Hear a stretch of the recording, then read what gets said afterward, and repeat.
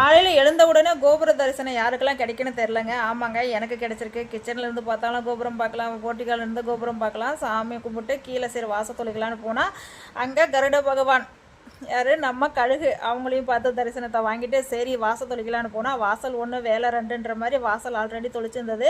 நான் கோலம் மட்டும் போட்டுட்டு செடிக்கெல்லாம் தண்ணி ஊற்றிடலாம் அப்படின்னு சொல்லி செடிக்கு தண்ணி ஊற்றிட்டு மல்லிகைப்பூ செடிக்கு தண்ணி ஊற்றிட்டு இந்த பக்கம் போய் பார்த்தா நல்லா மணத்தை கழிக்கிற தளன்னு வளர்ந்துருக்குதுங்க. விதை போட்டால் கூட இந்த அளவுக்கு வளராதாட்டிருக்கு, அவ்வளோ சூப்பராக வளர்ந்தது. சரி நாளைக்கு இன்றைக்கி சண்டே வேண்டாம் நாளைக்கு பறிச்சிக்கலாம்னு சொல்லிட்டு தண்ணி மட்டும் ஊற்றிட்டு உழைக்காமல் சாப்பிட்ற சாப்பாடு உடம்புல ஒட்டாதுன்னு சொல்லுவாங்க.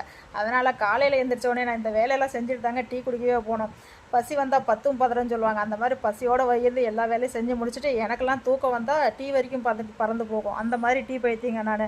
டீ வைக்கலான்ட்டு மேலே வந்து பார்த்தா சாமி, அதையும் சாமி அங்கே நின்று சாமியை பார்த்துக்கிட்டே டீயை வச்சு குடிச்சிட்டு பொங்கல் வைக்கலாம், பொங்கல் பொங்குற அளவுக்கு வீட்டில் சந்தோஷம் பொங்கன்னு பெரியவங்க சொல்லுவாங்க. சரி நம்ம பொங்கல் வைக்கலாம்னு சொல்லிட்டு அவசரப்பட்டு பொங்கல் வச்சா பொங்கல் கருகிறோம், அவசரப்படாமல் இருந்தால் நம்ம வயிறு கருகிடும். வந்து ப்ராக்டிஸ் பண்ணுறதுக்காக போயிட்டாங்க ஸ்போர்ட்ஸுக்கு.